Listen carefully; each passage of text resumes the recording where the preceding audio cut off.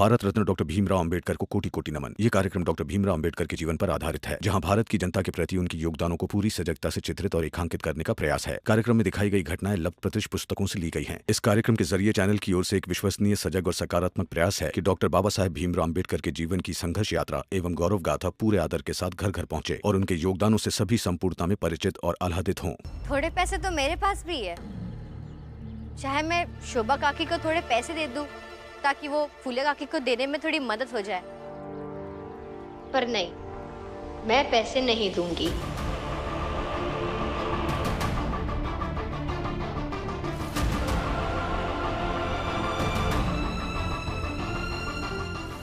और हाँ, आधा आना मेरे पास भी है, मगर नहीं, मैं भी नहीं दूंगा। मेरे पास भी आधा आना है, मगर मैं भी नहीं दूंगा। कुछ पैसे मेरे पास भी हो सकते हैं, लेकिन दूंगा नहीं। देख रहे हैं दरोगा साहब, ये सब ना भीम का किया धरा है। अब जौन पैसा हमको मिल सकत है वो भी नहीं देने दे रहा है। भीम, तुम ये क्या कर रहे हो? मैं सही कर रहा हूँ शिशुपाल जी। मुझे लगता है कि किसी को भी फुलिया काकी को पैसे देने की जरूरत नहीं है। मगर क्यों भीमराव? कहे कि भीमराव को खाली तमाशा करे का है। ये कहे तो इस सब जने पैसा दे दे, लेकिन नहीं, क्योंकि भीमराव को तो खाली अपनी मर्जी चलाना है। मर्जी नहीं चलानी है काकी, बस ये समझाना है आप सबको कि अभी जो हो रहा है वो गलत हो रहा है। अगर शोभा काकी आज आपको पैसे दे देती हैं तो आदत पड़ेगी सबको, एक नया रिवाज शुरू हो जाएगा। फिर रिश्तों में जरा सी खटपट होने पर सब हिसाब करने बैठ जाएंगे, और ये गलत है। मैं नहीं जानता कि मैं दुनिया में ये सब बदल पाऊंगा या नहीं, लेकिन इस चाल में ऐसे रिवाज शुरू होने नहीं दूंगा।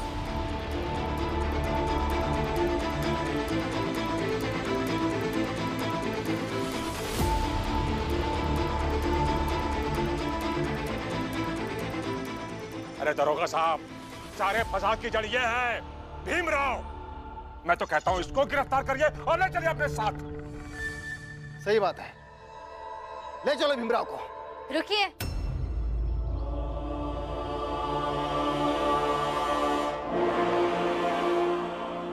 इससे पहले दरोगा साहब, हम सब ने कागज में सबके लिए हिसाब किया है, ये देखने के लिए कि किस पर कितनी उधारी है।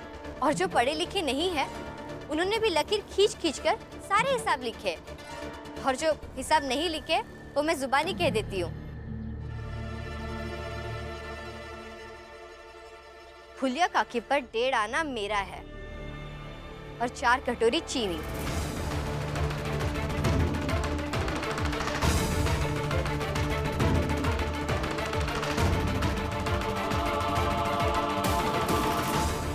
और मेरा एक दारू का बाटला जो जोकू काका ने मुझे नशे में कहा था पिलाने के लिए, और कहा था कि पैसे बाद में दे दूंगा। और मेरा भी जनार्दन काका पर उधार है, उन्होंने 3 बार मुझे सब्जी लाने कहा था।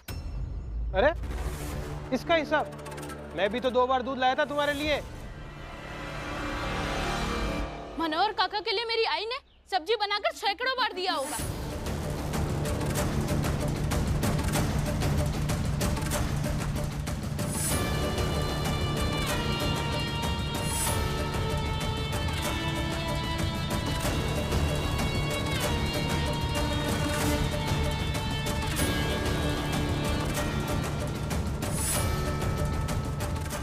आप सब रमा से एक एक कागज और कलम ले लीजिए।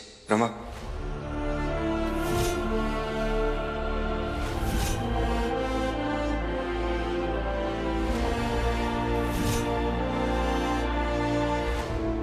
अब इस साल में रहने वाले किसी पर आपकी उधारी है, ये आप याद कीजिए और दिए हुए कागज पर उसे लिख लीजिए, सिर्फ हमें याद रहने के लिए। देखिए, इस तरह से लिखना है, ये आधी लकीर मतलब आधा आना, और ये पूरी लकीर मतलब 1 आना। इस तरह से लिखिए। अरे भीम, पर इससे होगा क्या? जब फुलिया काकी और जोकू काका दरोगा साहब को लेकर आएंगे, तब हम उन तीनों को और बाकी चाल वालों को ये बता पाएंगे कि इस चाल में सबकी एक दूसरे पर उधारी है। अगर हम ऐसे हिसाब किताब करने बैठ जाएंगे तो इस चाल में सब एक दूसरे के ऋणी हो जाएंगे।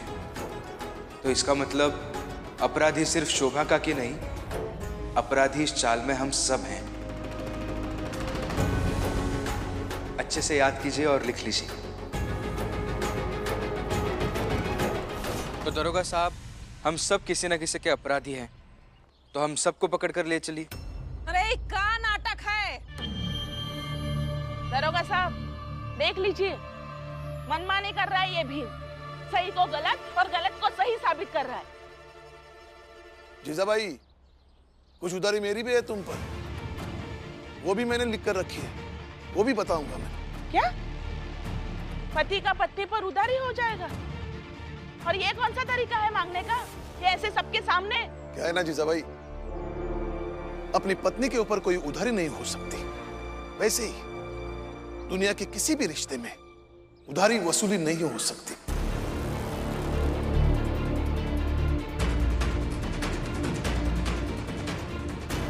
क्योंकि रिश्ते कोई व्यापार नहीं हो सकते, और भीम यही समझाना चाहता है।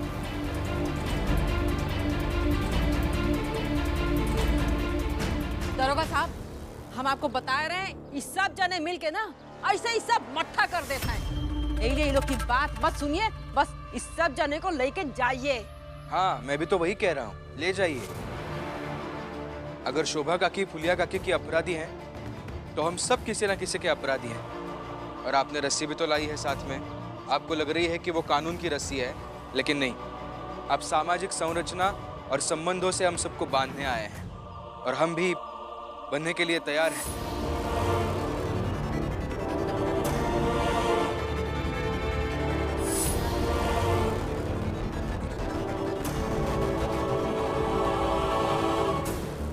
आप मुझे गिरफ्तार करके ले चलिए। मुझे भी गिरफ्तार कर लीजिए।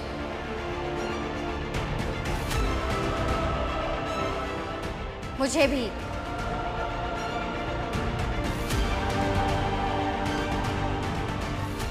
मुझे भी गिरफ्तार कर लीजिए। मुझे भी कर लीजिए गिरफ्तार।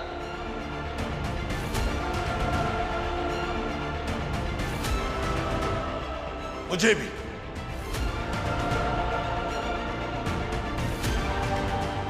और मुझे भी। और मुझे भी। और मुझे भी।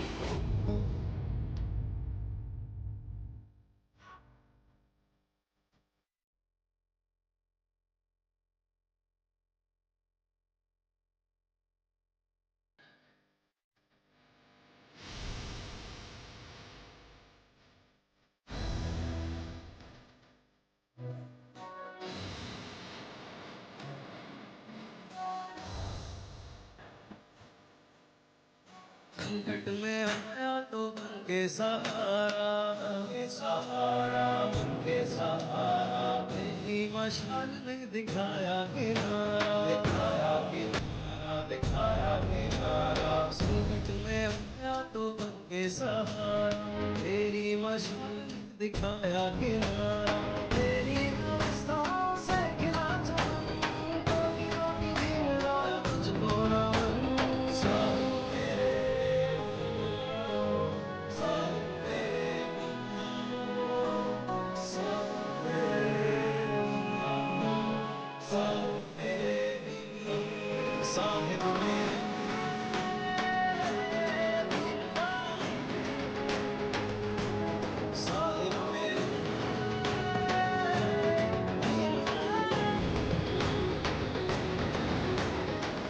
समझ रहा हूं मैं साहब। दरोगा साहब, ये सारा नाटक जो है ना, इस भीमराव का रचाया हुआ है। इसी के बहकावे में आकर आज ये सब के सब नौटंकी दिखा रहे हैं। एक काम कीजिए, आप इन सबको गिरफ्तार कीजिए और ले चलिए अपने साथ। ऐसा है दरोगा साहब, ले जाइए, सबको गिरफ्तार करके ले जाइए, और ये लड़ाई कानून के पास पहुंच जाएगी। और भीमराव और बाकी सब जब इकट्ठा हो जाएंगे ना, तो आपके साथ क्या होगा ये जान लीजिए। आपकी नौकरी भी जा सकती है। इसलिए सोच समझकर फैसला कीजिए। हाँ, चलिए हम सबको गिरफ्तार करके ले जाइए।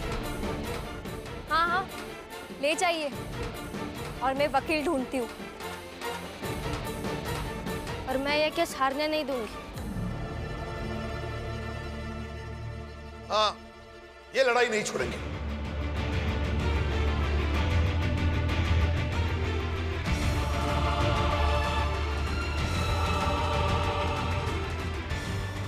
वैसे दरोगा साहब, मैं बहुत छोटा हूँ, मगर चाहता हूँ कि आप यहाँ से चले जाएं, नहीं तो बहुत बुरा फंसेंगे, क्योंकि भीम भैया कानूनी लड़ाई कभी हारते नहीं है।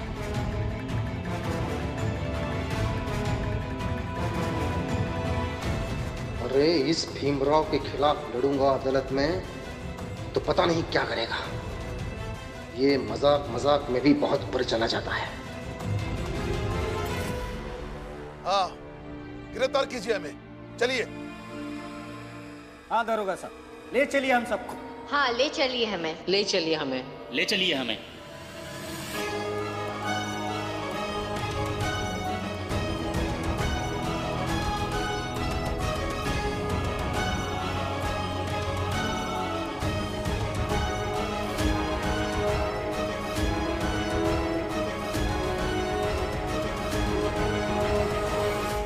भीम, मुझे सुलझाने दो ना।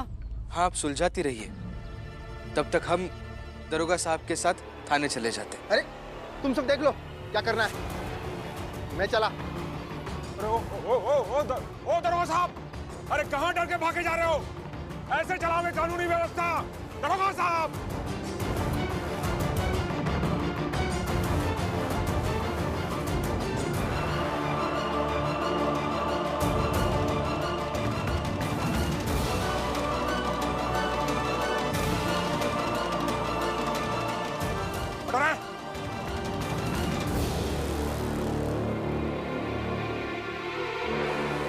ये तो हद है भीमराव कि हम अपन खुद का पैसा नहीं ले सकते हैं, लेकिन याद रखना कि बहुत महंगा पड़ेगा, बहुत महंगा पड़ेगा।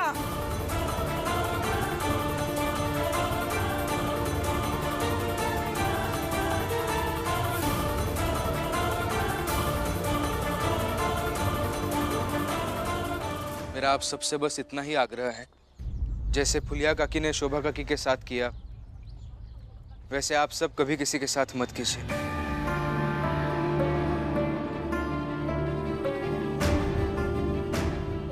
मगर भीम, इसकी क्या जरूरत थी? जरूरत थी शोभा काकी, बहुत जरूरत थी। आप ऐसा समझ लीजिए कि मैं भविष्य को सोचकर ये सब कर रहा हूं।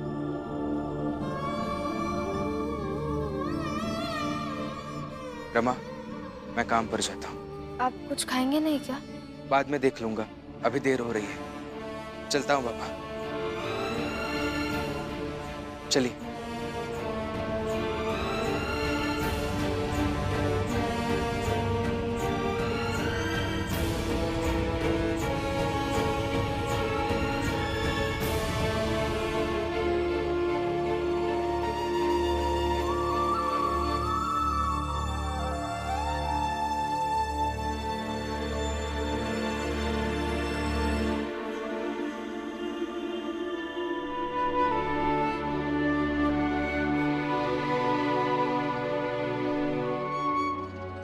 भैया, बहुत समय के बाद आपको ऐसे मुस्कुराते हुए देखा, अच्छा लग रहा है, लेकिन मुस्कुराने की वजह तो बताओ। बेटा,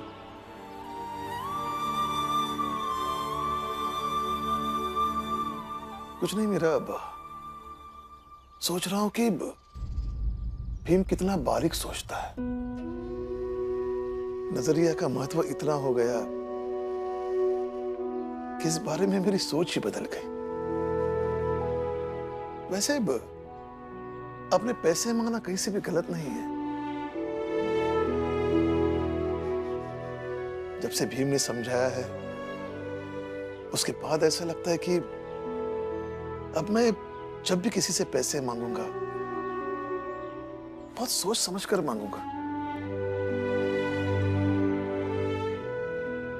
भैया, इसीलिए तो वो भीमराव है और सबसे खास है।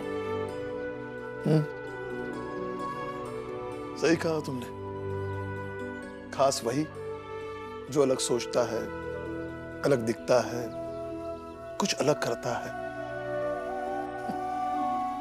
मैं जानती हूँ और मानती भी हूँ कि भीम एक नायक होगा, महानायक होगा।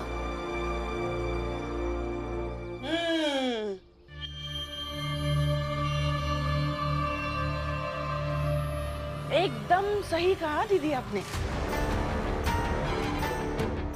आपका भीम तो सच में नायक होगा, तभी तो उस नायक के करतूत के कारण वहां फुलिया रोए जा रही है।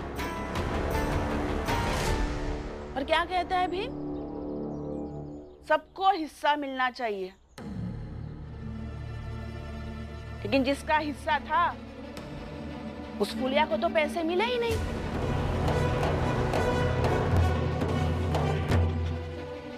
तुम नहीं समझोगे। एक बाप होकर भीम की कई सारी बातें मैं नहीं समझ पाता हूं। तो ये बात तुम कहाँ समझ पाओगे?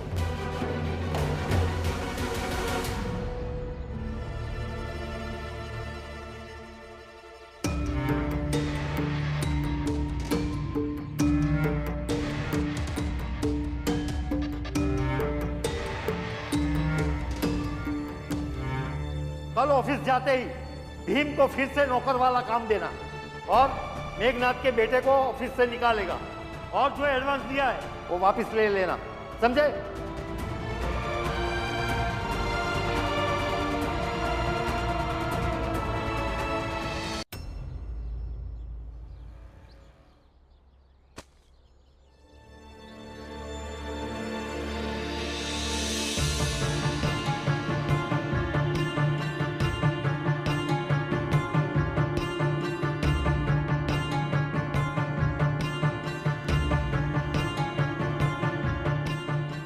सर, क्या हुआ सर? अब तुम ये काम नहीं करोगे।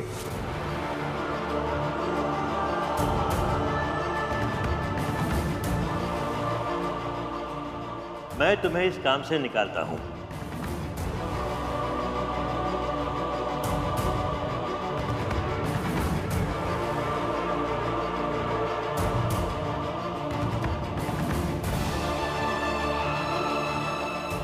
सर, क्या हुआ? ऐसे क्या गलती हो गई मुझसे? गलती तुमसे नहीं हुई है, मुझसे हुई है। मुझे तुम्हें ये काम पहले से ही नहीं देना चाहिए था, क्योंकि तुम इस काम के लिए बने ही नहीं हो। तुम किसी और काम के लिए बने हो।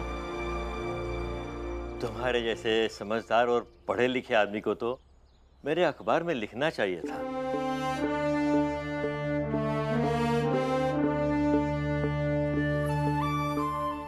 हुनर अगर गलत जगह इस्तेमाल होने लगे तो हुनर मर जाता है।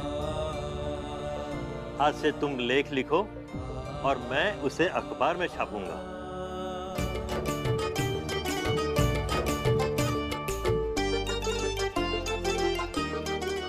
हाँ भीम, वैसे भी जो तुम कहते रहते हो अपनी बिरादरी के लोगों के लिए, हमारी बिरादरी की महिलाओं के लिए, वो लिखो।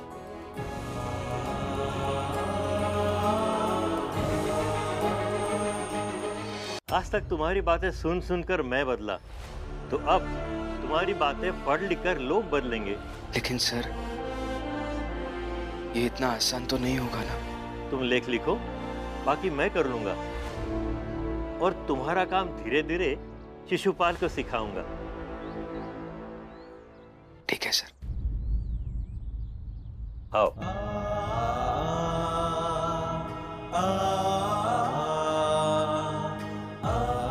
यहाँ बैठो और लिखो।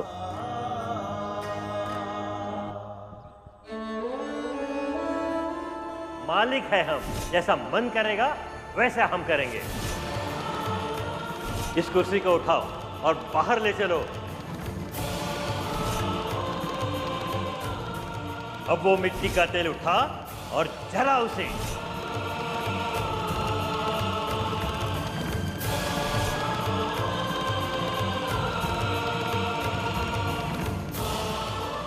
इस जलती हुई कुर्सी को ध्यान से देखो और याद रखो कि इन कुर्सियों पर ना ही तुम्हारी जगह है, ना ही होगी, और ना ही तुम्हारे जैसे लोगों की होगी।